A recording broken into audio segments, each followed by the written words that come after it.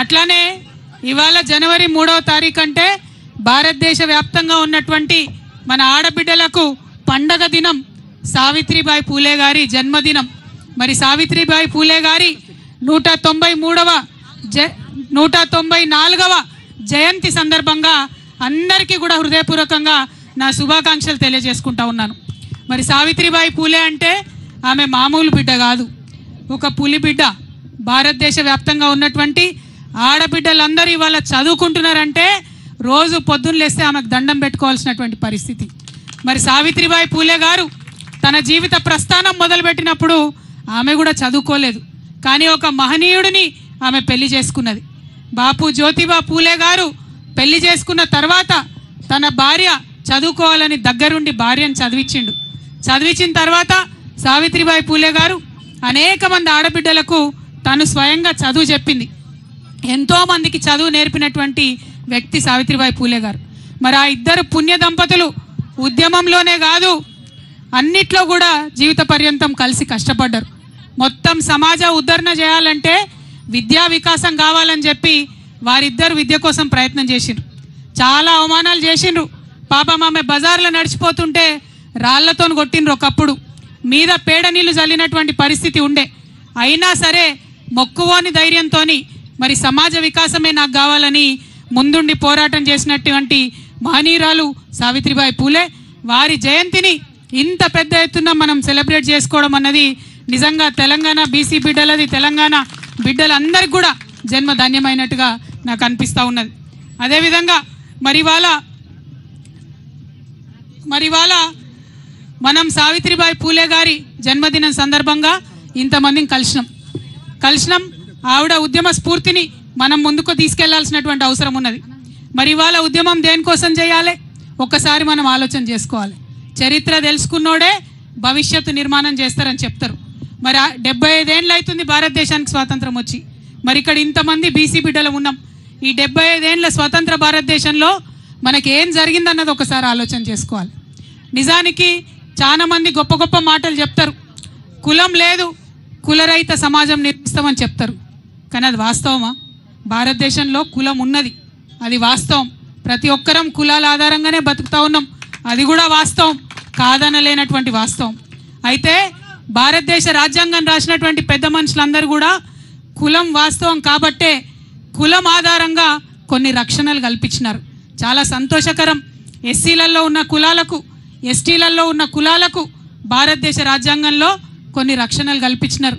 నిజంగా ఆ బాబాసాహెబ్ అంబేద్కర్కు భారతదేశ ప్రజలందరూ కూడా చేతులెత్తి మొక్కాలి. లేకపోతే ఎస్సీ ఎస్టీలకు ఇంతవరకు కూడా ఎటువంటి ఫలాలు కూడా దక్కకపోతుండే. కానీ బాధాకరమైన విషయం ఏంటంటే అదే సందర్భంలో బీసీలలో ఉన్నటువంటి కులాలన్నిటికీ కూడా రాజ్యాంగంలో చేర్చి రక్షణ కల్పించుంటే బాగుండేది.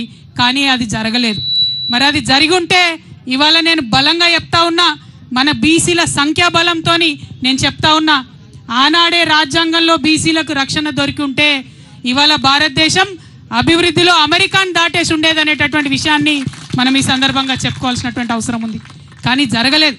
జరగకపోగా తర్వాత ఉన్నటువంటి ప్రభుత్వాలు ఎంతోమంది ఉద్యమాలు చేస్తే 1953లో నెహ్రూ గారు ఆనాడు ప్రధానమంత్రి ఉన్నప్పుడు మొట్టమొదటిసారి బీసీల మీద అధ్యయనం చేయడానికి కాకా కాలేల్కర్ కమిషన్ అని చెప్పి వేయడం జరిగింది.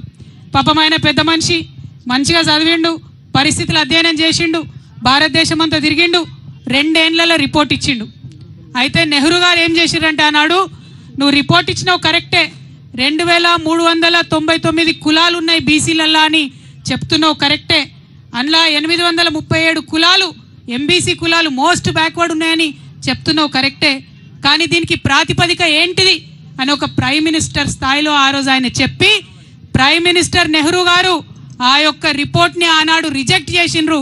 ఇది చరిత్ర కాదనలేనటువంటి వాస్తవం అని ఈ సందర్భంగా మనందరం కూడా గుర్తు చేసుకోవాలి. మరి ఇక్కడ ఒక ప్రశ్న నేను కాంగ్రెస్ వాళ్ళని అడుగుతా ఉన్నా. నెహ్రూ గారే కమిషన్ వేసిరి, 2 ఏళ్ళు ఆ కమిషన్ నెహ్రూ కేర్ కిందనే పనిచేసే, మరి ఏ ప్రాతిపదికన పనిచేసిందో ప్రధానమంత్రి గారికి తెలియలేదంటే, ఆ 2 ఏళ్ళు రివ్యూ చేయలేదంటే మరి ఇది కాంగ్రెస్ పార్టీ బీసీలకు చేసిన ద్రోహం కాదా అని చెప్పి నేను ఇవాళ ప్రశ్నిస్తున్నా. ఇవాళ ఇక్కడ మనం ఆలోచన చేసుకోవాలి. 1955లో ఆ రిపోర్ట్ రిజెక్ట్ చేస్తే మళ్ళా 24 ఏండ్లు ఎవ్వరు కూడా బీసీల గురించి మాట్లాడలే. ఎక్కడా కూడా బీసీలకు ప్రభుత్వం కేంద్ర స్థాయిలో ఏమీ కూడా చేయలే. అప్పుడేం జరిగింది? కాంగ్రెసేతర ప్రభుత్వం వచ్చింది. జనతా పార్టీ మొరార్జీ దేశాయ్ గారు ప్రైమ్ మినిస్టర్ అయిన తర్వాత 1979లో బీపీ మండల్ కమిషన్ వేసిరు.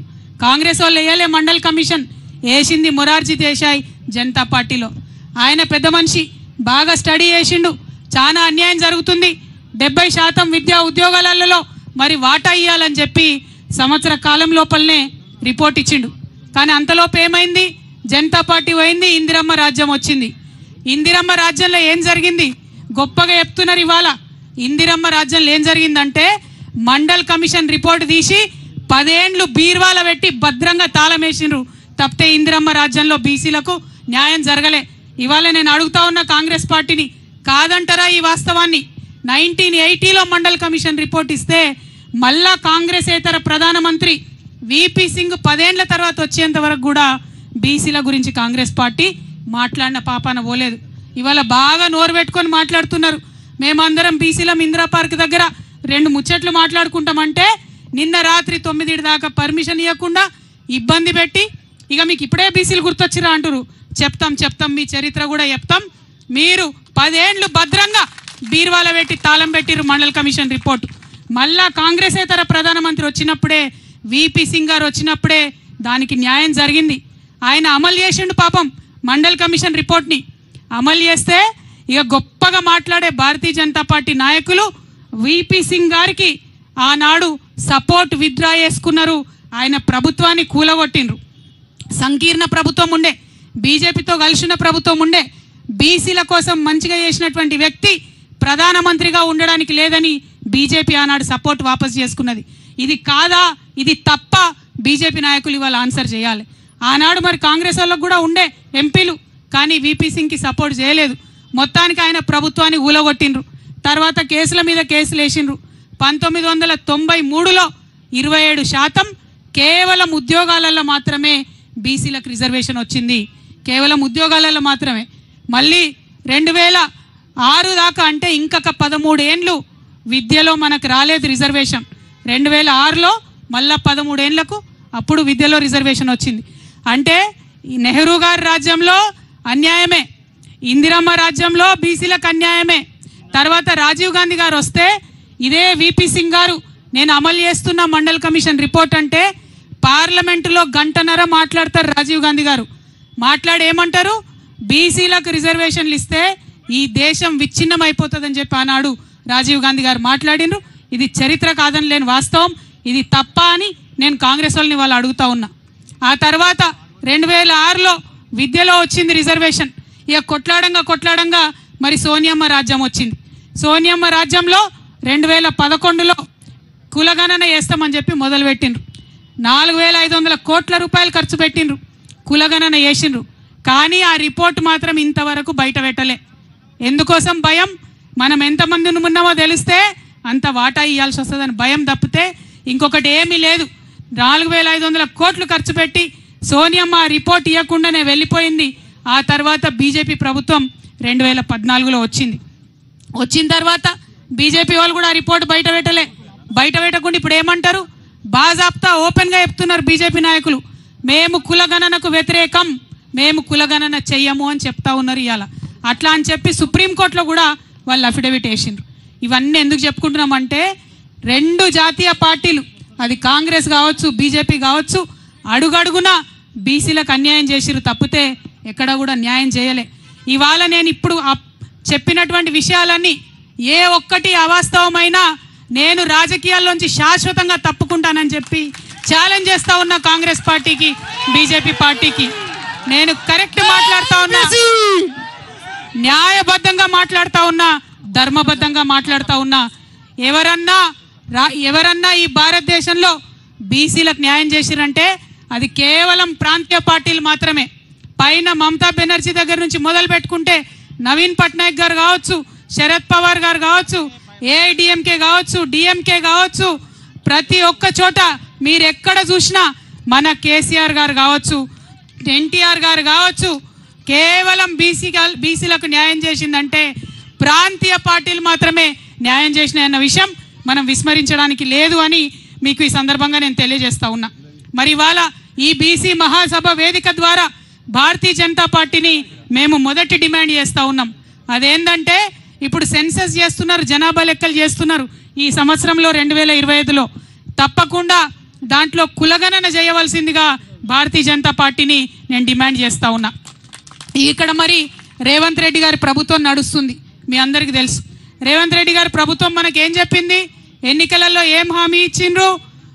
అమ్మ మీరు వచ్చిర్రు, ధన్యవాదాలు, కూర్చోండి. ఏం వాగ్దానం ఇచ్చిండ్రు? 42% రిజర్వేషన్ ఇచ్చినాకనే లోకల్ బాడీ ఎన్నికలకు పోతామన్నారు. ఇక్కడ ఒకసారి మనందరం ఆలోచన చేయాలి. ఎన్నికల్లో హామీ ఇచ్చేటప్పుడు తెలియదా ఎట్లా చేయాలనో? 42% ఉట్టిగానే హామీ ఇచ్చేస్తారా? అంటే ప్రజలకు ఏది పడుతుంది చెప్పి తర్వాత సంగతి తర్వాత చూడాలనుకున్నారా? మీరు 42% ఇవ్వాలని చెప్పినప్పుడే మీకు తెలుసు. ఏం తెలుసు మీకు? మీకు ముందట కర్ణాటక ఫెయిల్యూర్ స్టోరీ ఉంది, బీహార్ ఫెయిల్యూర్ స్టోరీ ఉంది. దాని తర్వాత మీకు తెలుసు మొట్టమొదట డెడికేటెడ్ కమిషన్ వేయాలని తెలుసు. మహారాష్ట్రలో కూడా మీరు ఫెయిల్ అయిపోయినరు. ఈ వివరాలన్నీ కూడా మీకు తెలుసు. తెలిసి కూడా అధికారంలోకి వచ్చిన వెంటనే మొదటి నెలలనే బీసీ డెడికేటెడ్ కమిషన్ వేసేది ఉండే. జై తెలంగాణ. ఒక్క నిమిషం వాటర్. కానీ దయచేసి మీరు వచ్చిన వాళ్ళందరూ కూడా మీకు ఒక విజ్ఞప్తి, పేరు పేరున మీ ప్రతి ఒక్కరికి ధన్యవాదాలు తెలియజేస్తూ. Thank you nursing. జై బీసీ. ఇవాళ ఇక్కడ రేవంత్ రెడ్డి గారి ప్రభుత్వం నడుస్తూ ఉన్నది. ఈ ప్రభుత్వం మనకు హామీ ఇచ్చింది. ఏమని హామీ ఇచ్చింది? 42% మేము రిజర్వేషన్ చేసినాకనే ఎన్నికలకు పోతామన్నారు. మీరు 42% లోకల్ బాడీలో రిజర్వేషన్ ఇవ్వాలంటే అధికారంలోకి వచ్చిన నెల లోపలనే బీసీ డెడికేటెడ్ కమిషన్ వేయాల్సింది. వేయలేదు మీరు. మేము గుర్తు చేసినాం. తెలంగాణ జాగృతి నుండి జనవరి 26, 2024లో మేము రౌండ్ టేబుల్ సమావేశం పెట్టి మరీ గుర్తు చేసినాం. మీరు ఇస్తామన్నారు, మీరు డెడికేటెడ్ కమిషన్ వేయండి, మీరు ఇస్తామన్నారు, ప్రక్రియ ప్రారంభించండి అని. కానీ చేయలేదు.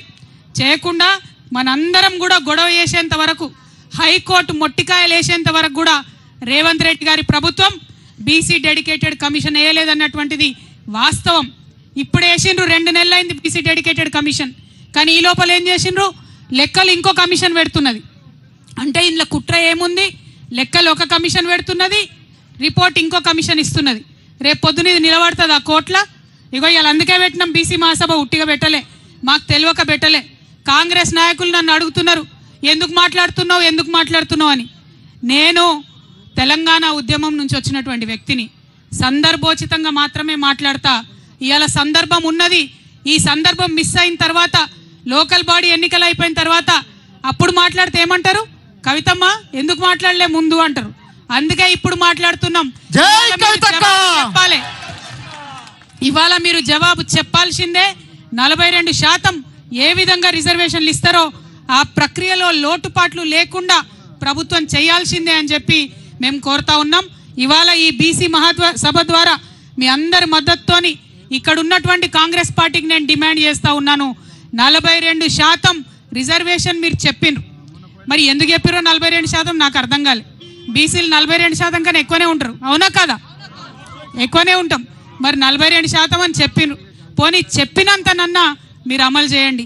లేదంటే లెక్క తేలిన తర్వాత మేమెంతుంటే మాకంత రిజర్వేషన్ ఇచ్చి లోకల్ బాడీ ఎన్నికలకు వెళ్ళాలని చెప్పి ఈ సందర్భంగా నేను డిమాండ్ చేస్తూ ఉన్నాను.